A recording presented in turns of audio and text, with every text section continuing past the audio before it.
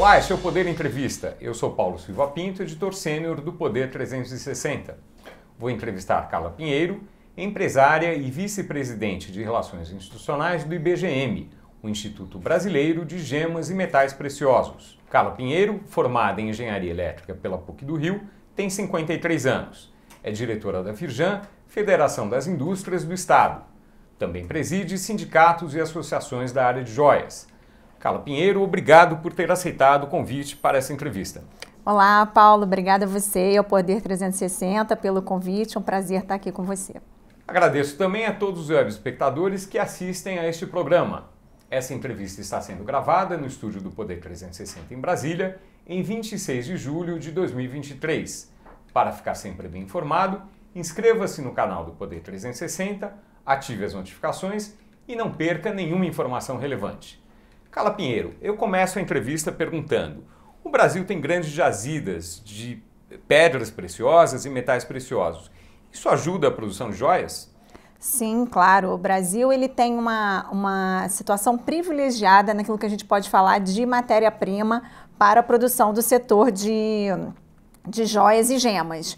A gente tem presente no nosso solo praticamente todos os tipos de gemas preciosas, de pedras preciosas que a gente encontra ao redor do mundo, com algumas poucas exceções, a tanzanita, a safira, mas de resto a gente tem basicamente tudo. Então, isso, claro que facilita, né? A gente tem aí os designers fazendo grandes pesquisas, cada vez que aparece um novo material, uma pedra, um corte, um design diferenciado dessas próprias gemas. A gente poderia ter uma situação muito melhor se a gente também estimulasse a lapidação brasileira, né? Hoje, na verdade, a gente é um grande exportador de matéria-prima bruta e acaba reimportando essa matéria-prima, mas ela serve muito para trabalho, pesquisa de design e dá essa cor que é tão característica, né? Quando a gente fala um pouco da identidade, do DNA da nossa joia, eu acho que a gente é bem reconhecido por essa mistura muito bacana de cores, né? Que fica elegante e que gera tanto desejo no mundo afora. As joias com pedras brasileiras, as pedras são lapidadas no Brasil?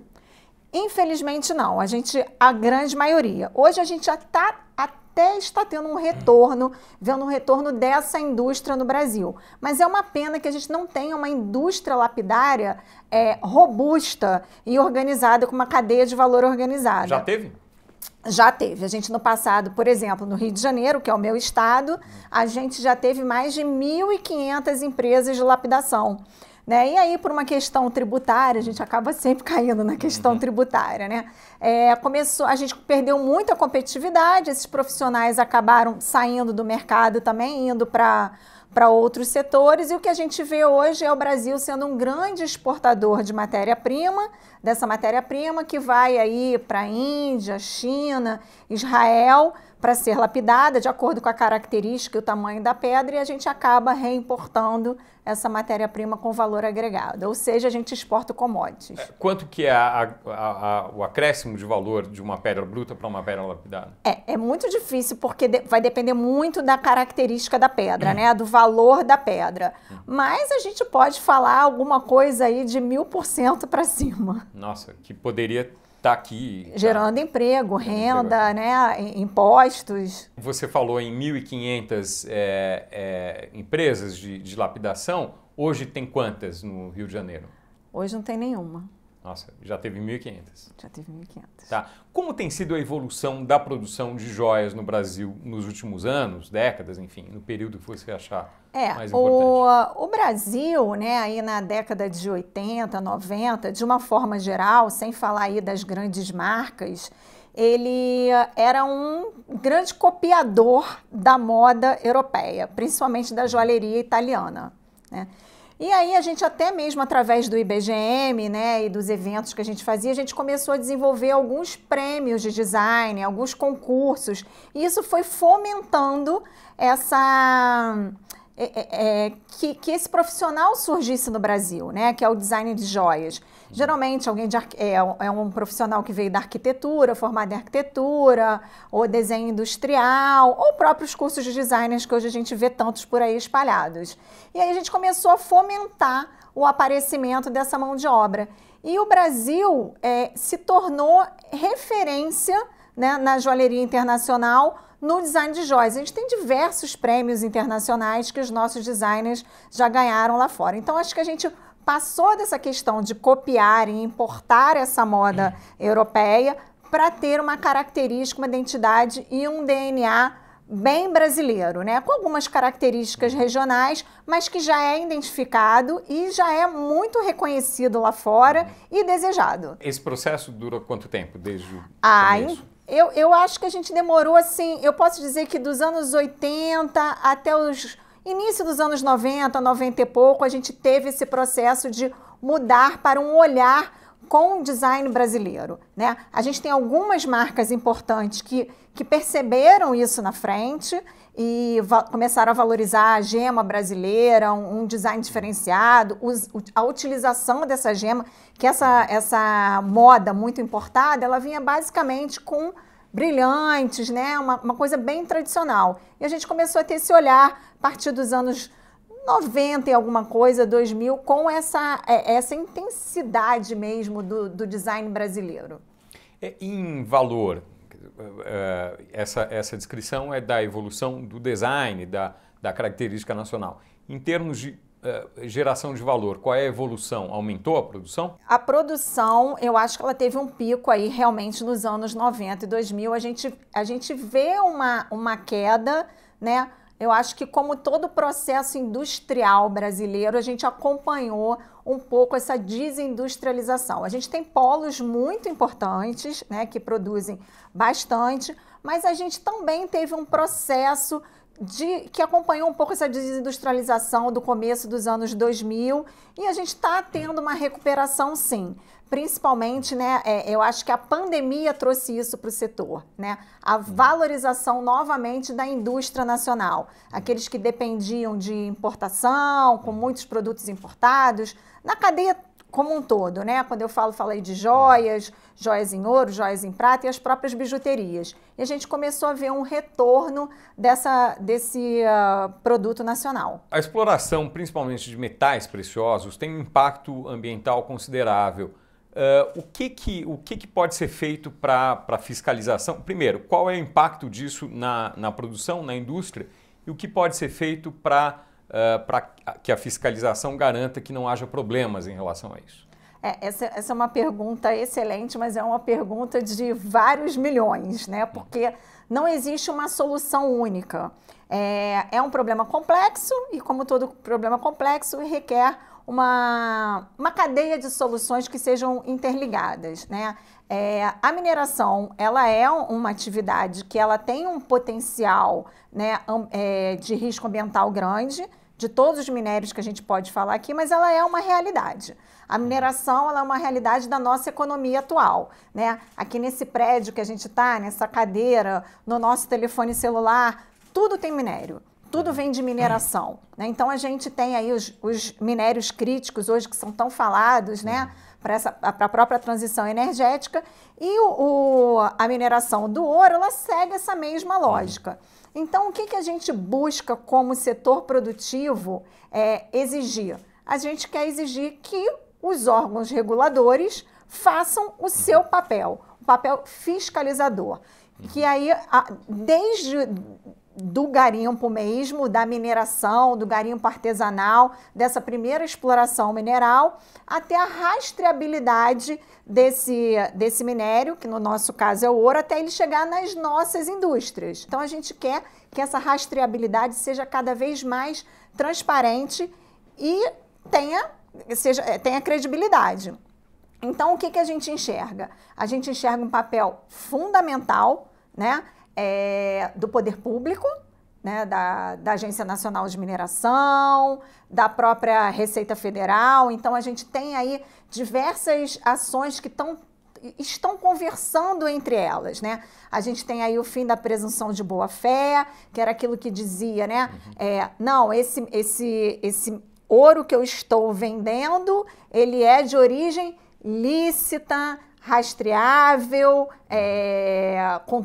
seguindo todos os protocolos. Então, bastava eu informar isso. Agora não é mais assim, o STF agora não é mais assim. E foi boa essa mudança? É ótima, né? A gente tem pleitos pedindo essa mudança já que datam alguns anos. Assim como também a implementação da nota fiscal eletrônica. Você não consegue rastrear nada hoje sem ter nota fiscal eletrônica. Então, todas essas ações em conjunto, eles vão dar uma maior segurança para que o setor produtivo diga, não, a minha matéria-prima, ela tem origem. A origem dela é uma origem legal e certificada. A gente vem insistindo também muito, né, na autorregulação das DTVMs, explicando aqui a DTVM, a Distribuidora de Título e Valor Mobiliário. Por lei, o sistema financeiro ele é o primeiro adquirente, né? Ele é o primeiro adquirente desse ouro que vem do garimpo. O produtor de joia não pode comprar direto do extrator de ouro. Não. Isso aí a gente tem que desconstruir, né? Porque muitas vezes quando se fala, nossa, o setor joalheiro, ele tem ouro de origem ilícita, né, na sua produção? Não. O setor joalheiro está cumprindo a lei, ele precisa comprar da DTVM. E é da DTVM que ele compra, que é essa primeira adquirente, que até então assumia a presunção da boa-fé, não tinha nota fiscal eletrônica.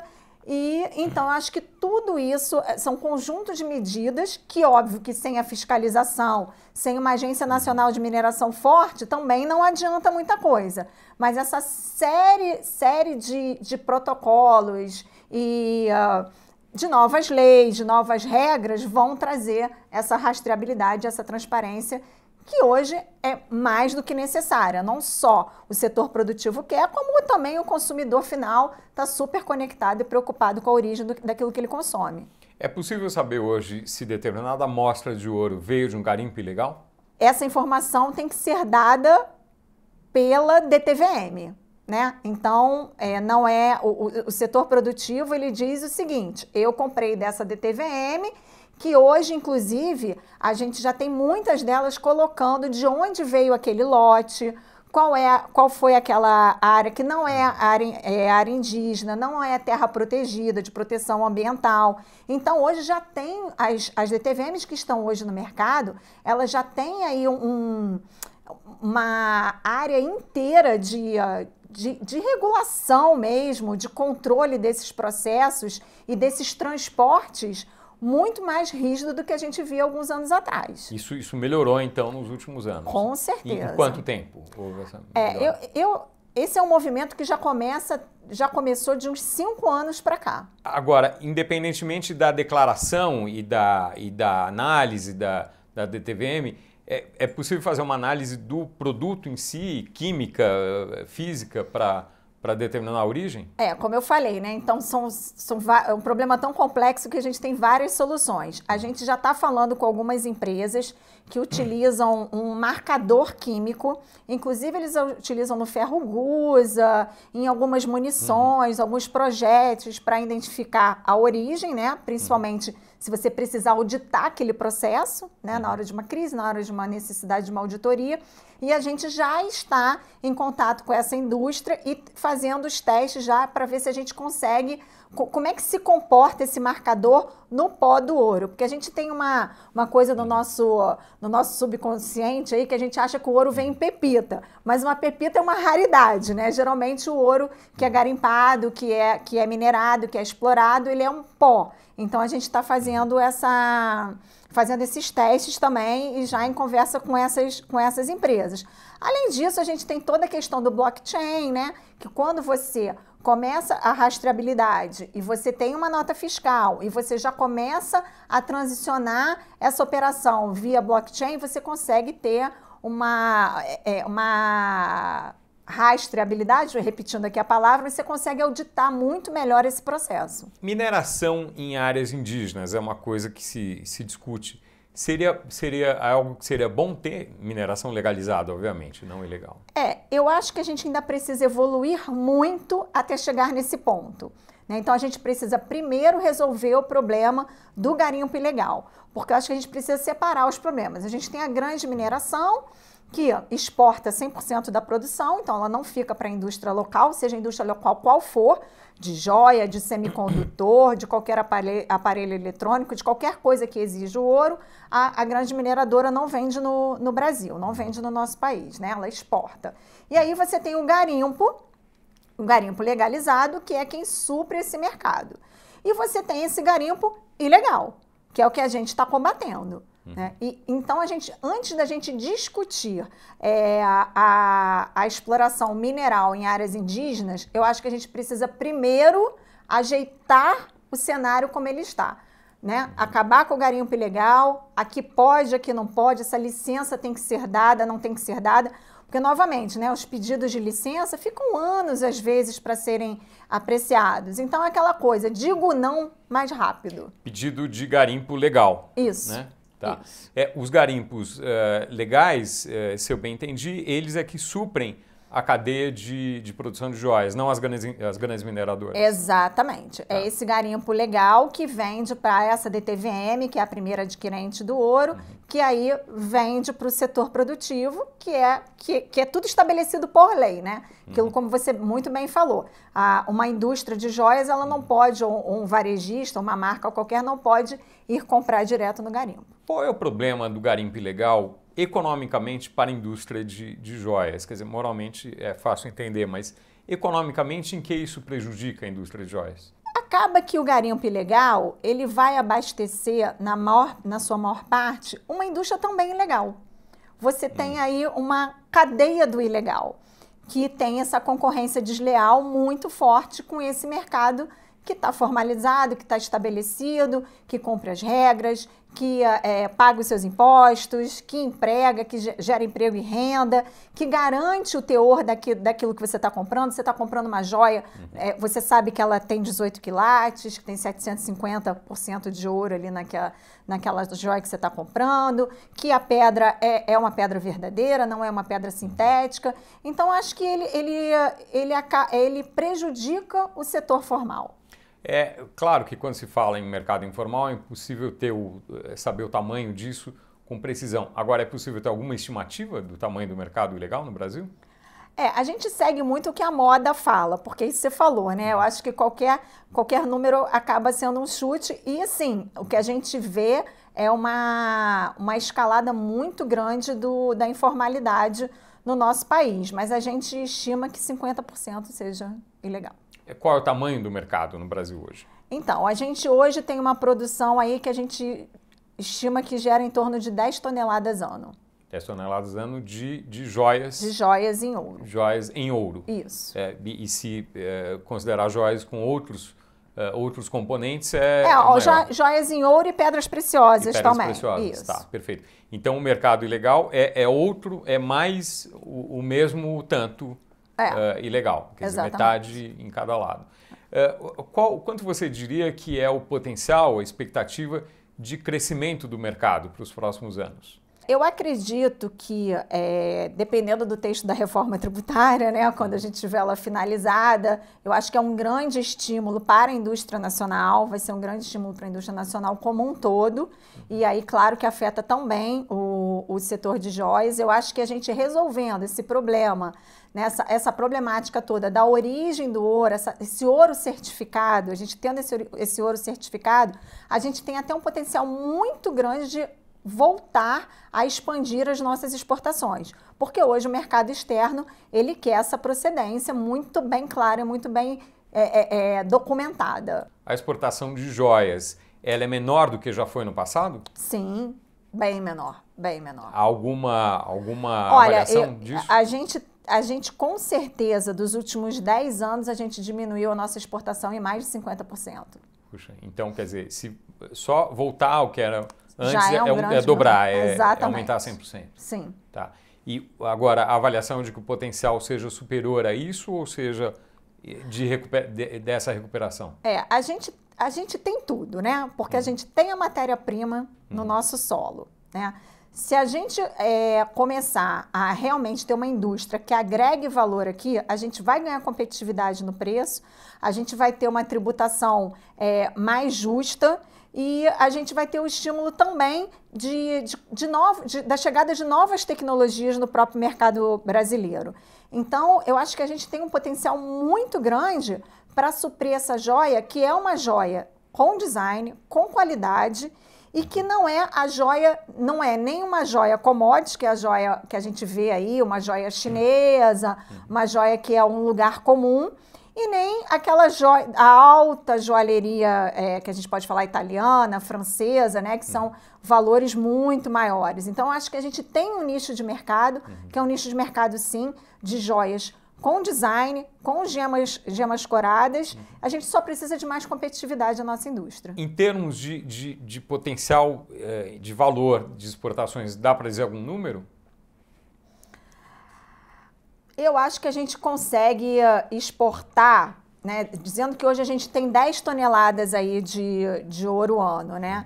Eu acho que se a gente botar 20% disso de exportação, é um bom número para a gente começar. O que é preciso fazer para incentivar, para melhorar a competitividade da indústria e favorecer a exportação e a produção nacional? A joia, ele é um produto que ele é muito sujeito a uma concorrência desleal, né? Por quê? Porque é um produto de alto valor agregado num pequeno volume. Então, eu brinco muito quando a gente tem discussões com o pessoal, grupos de encontro com o pessoal de moda, que fala do contrafeito, né, do tênis falsificado, da roupa falsificada. Eu falo, pois é, mas todos esses problemas que vocês têm, a gente tem. Mas para fazer uma pirataria ou um contrabando do produto de vocês, precisa fechar um container, porque é um volume enorme. Eu digo que numa necessaire vem muita joia. Então, com certeza, é um setor que ele precisa de um olhar tributário diferente, né? A gente tem outros países que já fizeram isso e tem uma indústria pujante, é o caso da Índia, a própria Itália, a China. Então, ele é um país que ele é um produto que ele é muito sensível à tributação. Se você tributa muito ele, o pessoal vai para o descaminho, porque é muito fácil você trazer joias contrabandeadas ou fazer a própria pirataria, porque você consegue fazer uma oficina clandestina numa sala menor que essa. E aí você vai copiar todo mundo, né? Então, eu digo que ele precisa ter um olhar de competitividade, principalmente competitividade tributária. E, de novo, que a gente consiga ter uma legislação que favoreça que a nossa matéria-prima seja comercializada dentro do Brasil, dentro do mercado. Caminhando já para o final dessa entrevista, a reforma tributária em discussão no Congresso Nacional, ela trata desses temas? Ela melhora a situação da indústria de joias? A reforma tributária, ela melhora a competitividade das indústrias de uma forma geral. E claro que a indústria de joias está aí dentro, né? A gente tem uma expectativa de redução de carga tributária na indústria e também da facilidade arrecadatória, né? Da gente melhorar essa burocracia, que hoje faz com que as empresas tenham uma área tributária gigantesca. Nossa grande preocupação com a reforma tributária é a questão da Zona Franca de Manaus, né? Onde entrou aí nos 45 do segundo tempo, entrou essa questão da proteção da Zona Franca de Manaus. A gente não tem nenhum problema com a Zona Franca de Manaus, a gente acredita que o polo industrial ali tem que ser estimulado e mantido, sim, mas não às custas de você gerar um novo imposto para quem está fora do polo, né? A Zona Franca de Manaus já tem os seus benefícios próprios que serão mantidos. Aquilo que muito nos preocupa é gerar uma sobretaxa para produtos que, como joias, são produzidas na Zona Franca de Manaus, mas são muito mais produzidos nos estados, né? Então, a produção de joias na Zona Franca de Manaus hoje deve estar alguma coisa em torno de 10%, 15%. Do total da produção nacional. Do total da produção nacional. E você vai estar onerando 85% da produção por causa desses 15%. E com um imposto que é como se fosse uma nova lógica do IPI, que é um imposto que não faz sentido, né? Você querer onerar a produção industrial. E é um problema para o setor de joias, refrigerante, têxtil, bicicletas e tantos outros que você encontre em Manaus. Eu tenho certeza que aí no Senado vai se encontrar uma solução mais inteligente e mais justa para os outros estados produtores que não o imposto seletivo. Só para esclarecer, quer dizer, como está na PEC, não determina que haverá essa sobretaxação, mas abre a possibilidade de que ela exista, certo? Sim. Isso viria por meio da lei complementar ou de outras leis, Sim, é isso? É isso. Abre a possibilidade e aquele medo que a gente tem, né? Uma vez criado o imposto, ele fica com a gente para sempre. O que seria o ideal em termos de formulação da PEC para que isso não acontecesse? Não poderia estabelecer nenhuma exceção? Olha, se eu tivesse que colocar alguma exceção, eu colocaria pelo percentual que é produzido em Manaus. Caso seja realmente muito necessário criar um imposto a mais para que a Zona Franca de Manaus continue com a sua competitividade, eu não sou tributarista, sou engenheira, mas pelo pouco que eu conheço, que eu já estudei, não é essa a grande vantagem de Manaus. Manaus já tem vários outros benefícios, né? Foi extremamente necessário. Eu acho que tem que se avaliar exatamente o percentual produzido dentro do setor em Manaus. O argumento deles é que se não houver um aumento, se não houver um aumento não, mas um imposto a mais em outros lugares, eles não têm a vantagem de ter um imposto a menos. Né? Quer dizer, se for tudo igual, eles perdem a vantagem. Esse é o argumento deles. Como responder a isso? É porque a vantagem de Manaus não é só o IPI. Né? Tem várias outras vantagens, né? Na importação, no imposto no ICMS para outros estados. Manaus é beneficiado de outras formas, não é só o IPI. O ICMS não teria mais porque seria o IVA nesse caso. Então, certo. Assim, tem um outro pacote de benefícios que não é baseado no IPI. Até porque tem alguns produtos, por exemplo, que são fabricados em Manaus, que já não possuem IPI. Então, o IPI não é a grande vantagem. Né? Então, esse imposto seletivo, ele tem ele tem totalmente a lógica do IPI. Né? Exatamente pelo fim do IPI, onde ele vai entrar junto com os impostos federais. Tem alguma outra matéria tramitando no Congresso que seja de interesse do setor de joias? Acho que basicamente a gente falou de todas elas, né? Aí a questão da nota fiscal eletrônica, a presunção da boa-fé, a reforma tributária, que a gente vai conseguir não ter o imposto seletivo para impulsionar a indústria nacional, mas eu acredito que não. E é isso, a gente espera muito, né, que as agências reguladoras do setor sejam fortalecidas, aí a exemplo da ANM, que a gente possa estar cada vez mais próximo da ANM, da Polícia Federal, da Receita, trabalhando em conjunto aí para ter realmente um produto com a rastreabilidade total. O problema da ANM hoje qual é? O problema da ANM hoje é que ela está sem recursos, né? Ela está com pouca mão de obra, né? Com pouco efetivo, então ela não está conseguindo fazer a fiscalização. Ela já não conseguia antes da gente acabar com a presunção da boa-fé, de implementar a nota fiscal eletrônica. Então, o Marco do Ouro, né, o Marco Legal do Ouro, ele trouxe novas responsabilidades para a ANM. Então, se ela já estava com deficiência, né, estrutural para realizar aquilo antes do Marco do Ouro, eu acho que agora, então, que ela precisa de um reforço significativo. A liberação de licenças também depende disso, né? Além da fiscalização. Certo. Sim. Perfeito. Há algum tema que a gente não tenha discutido que seja importante para o setor nessa entrevista? Eu acho que, para finalizar, eu gostaria de falar um pouco, expandir um pouco a questão da concorrência desleal, né? Só citar alguns casos aqui para que fique no radar. É a questão da facilidade do contrabando, da pirataria.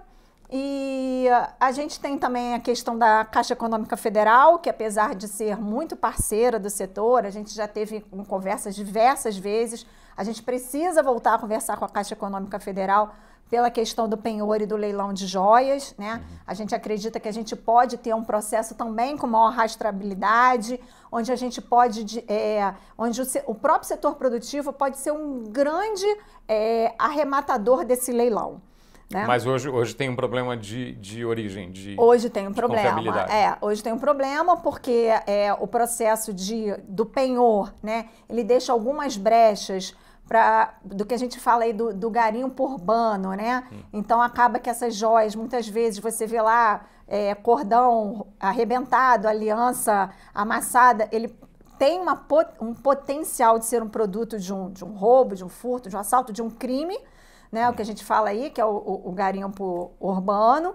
Então hoje é razoavelmente fácil, né, você ter uma joia que foi roubada, furtada e ela ser penhorada na Caixa Econômica Federal e depois o processo, essa joia, e geralmente essa joia que ela é um produto de um crime, ninguém vai lá resgatar, ela vai para leilão. Então, essa joia do leilão que a gente tem interesse em conversar cada vez mais com a Caixa para que o setor produtivo arremate esse produto para que ele vire matéria-prima para o setor produtivo e não que ele volte novamente aí para o mercado de uma forma, por um descaminho. O que precisa mudar nisso? Já é possível comprar hoje da Caixa? O que mudaria? O que muda é o processo de controle de quem arremata o leilão. Né? Capacidade financeira, a gente está o tempo todo nas regras do COAF, e a gente ter lotes que estimulem o setor produtivo a comprar, e não pessoas físicas. Há um ponto importante mencionado agora, que é o da segurança. Isso atrapalha o setor de joias? Atrapalha porque as pessoas têm um receio de usar a joia, né? Mas eu digo que assim, a sensação de insegurança, ela é maior do que efetivamente o risco que você corre em andar na rua com um colar de ouro, com um anel, né? O produto principal de um roubo desse, geralmente, é o celular, né? A joia a gente tem um observatório de segurança, né, do setor, onde a gente acompanha todos os sinistros relacionados a roubo e furto de joias. E o roubo de joias, ele é um roubo qualificado.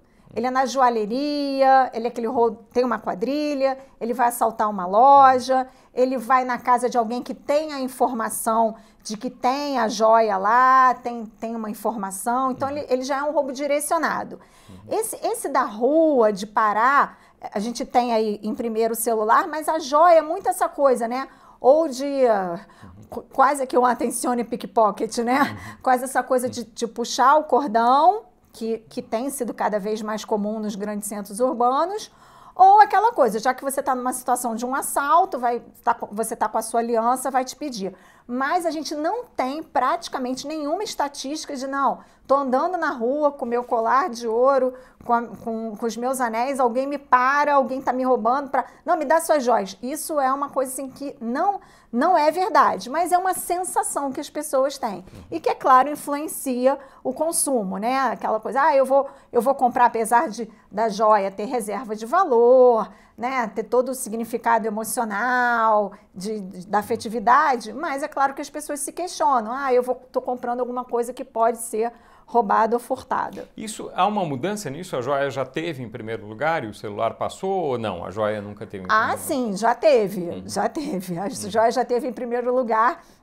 E é claro que o mercado ele vai alterando e você vai tendo novos concorrentes, né? Os concorrentes já foram cirurgias plásticas, viagens, bolsa. Em termos de consumo. Né? Em termos de consumo. Mas eu gosto até de falar um pouco da bolsa, do sapato, né? Porque a gente tem bolsas muito mais caras que uma joia. Mas a bolsa, querendo ou não, ela vai parar no lixo. Um dia ela para no lixo. A joia não vai parar nada nunca no lixo, né? Ou ela vai ser ressignificada, ela vai virar uma outra joia, vai ficar de herança, ela não vai nunca para o lixo. A questão da segurança para a indústria, para a produção, ela é um problema? Além do, claro, para o consumidor a gente sabe que mas para a indústria ela é um problema grande? Paulo, o que acontece? Eu acho que no Brasil, como um todo, a segurança ela é um problema para o empreendedor, para o empresário, né? Então, a gente tem um problema grande de segurança pública que você tem que acabar reforçando com uma segurança privada. Então, aonde você for, nas indústrias que você for de joias, você vai ter uma alta segurança ali, que é um investimento hoje para o setor. Chega ao final esta edição do Poder Entrevista. Em nome do Jornal Digital Poder 360, eu agradeço a Carla Pinheiro por essa entrevista. Obrigada, Paulo, e até uma próxima. Agradeço também a todos os web espectadores que assistiram este programa. Essa entrevista foi gravada no estúdio do Poder 360 em Brasília, em 26 de julho de 2023. Para ficar sempre bem informado, inscreva-se no canal do Poder 360, ative as notificações e não perca nenhuma informação relevante. Muito obrigado e até a próxima!